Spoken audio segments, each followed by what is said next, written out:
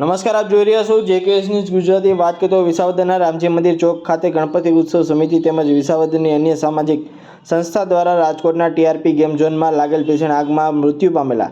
તમામ દિવંગત આત્માઓના શાંતિ માટે શ્રદ્ધાંજલિ આપવાનો એક કાર્યક્રમ રાખેલ હતો, જેમાં વિસાવદરના ચેમ્બર્સ ઓફ કોમર્સના પ્રમુખ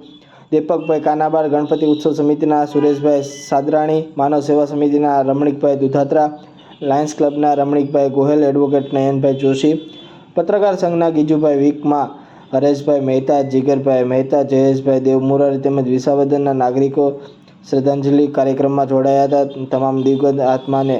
શાંતિ માટે રામધૂન તેમજ મૌન રાખીને શ્રદ્ધાંજલિ અર્પણ કરવામાં આવી હતી। જેકેએસ ન્યૂઝ સાથે હરેશ મહેતા, વિસાવદર। રોજ વિસાવદર ગણપતિ ઉત્સવ સમિતિ અને ધાર્મિક સંસ્થાઓ દ્વારા ગઈકાલે રાજકોટની અંદર ટીઆરપી ગેમ ઝોનની અંદર જે દુર્ઘટના બની અને એમાં નાના બાળકો સહિત 33 લોકો મૃત્યુ પામ્યા, એમની આત્માની શાંતિ માટે વિસાવદર રામ મંદિર ચોકમાં રામધૂન બોલાવી 2 મિનિટનું મૌન પાડી અને પ્રાર્થના કરેલ, તેમજ જે દુઃખદ ઘટનામાં જે 33 લોકોએ જીવ ગુમાવ્યા એમના પરિવારજનોને પણ આ દુઃખ સહન કરવા માટે થઈ અને પ્રભુ રામચંદ્રજીના ચરણોમાં પ્રાર્થના કરવામાં આવી। તેમજ આ દુઃખદ ઘટનાની અંદર ઘણા બધા દર્દીઓ હજી દવાખાનામાં સારવાર લઈ રહ્યા છે, તેઓ ઝડપથી સાજા થાય એના માટે પણ ભગવાનને પ્રાર્થના કરવામાં આવેલી। આ શ્રદ્ધાંજલિના કાર્યક્રમમાં વિસાવદરના જુદી જુદી સંસ્થા, સામાજિક સંસ્થાના આગેવાનો મોટી સંખ્યામાં હાજર રહી અને શ્રદ્ધાંજલિ આપવામાં આવેલ હતી। કાલે રાજકોટમાં જે ટીઆરપી ગેમ ઝોનમાં જે ગંભીર અકસ્માત બનેલ છે અને જેના કારણે અસંખ્ય બાળકો અને લોકોને ઈજાઓ થયેલ છે, એ બનાવને